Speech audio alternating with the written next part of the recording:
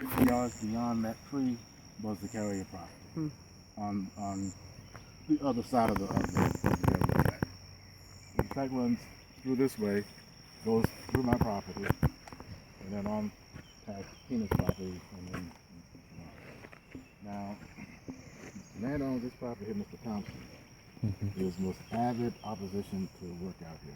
He's absolutely a rabid racist. He's quoted in the book about Rosewood, like Judgment Day, as being extremely racist.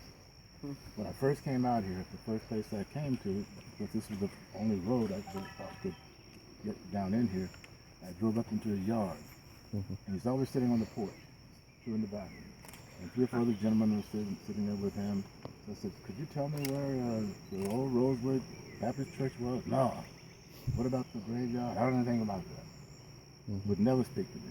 I think I went to the house 3 times before I finally realized who he was after I read the book a little bit more thoroughly. And each time I come out here, even though he doesn't say anything, it's clear he doesn't want me out here. Now, one reason for that may have to do just with his own racism, but I found out recently that if there is a mass grave out here, it's on the Studstill property.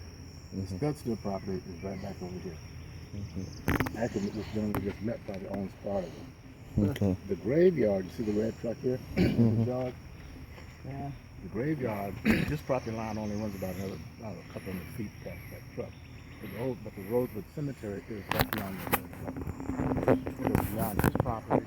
And the reason I think that this may be a logical place for the mass grave is because the graveyard itself, the color graveyard, is back there. I think they just found another place back on the Studstill property, cleared it out. People say they brought in equipment, dug this big trench, and covered the bodies up.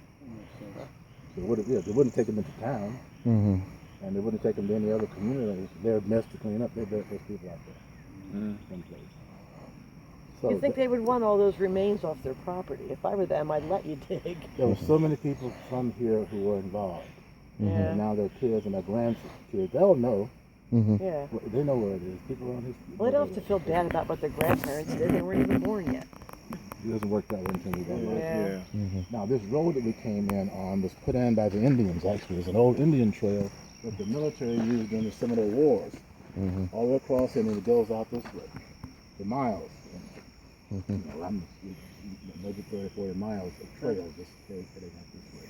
So this is an old road. Now, when we came in off the highway onto this road actually crosses the highway.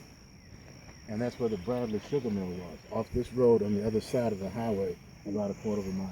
So this is a very, very old pathway through. So it was a sugar mill, not a lumber mill? It was a sugar mill. Sugar mill. Bradley's had there was a lumber mill. Okay. That was the Goings operation. Okay. The sugar mill was a sugar mill. They took the cane there and they ground it up and did your syrup. Okay, so let's see. I guess we're just going back to my property. There's some things I want to show you.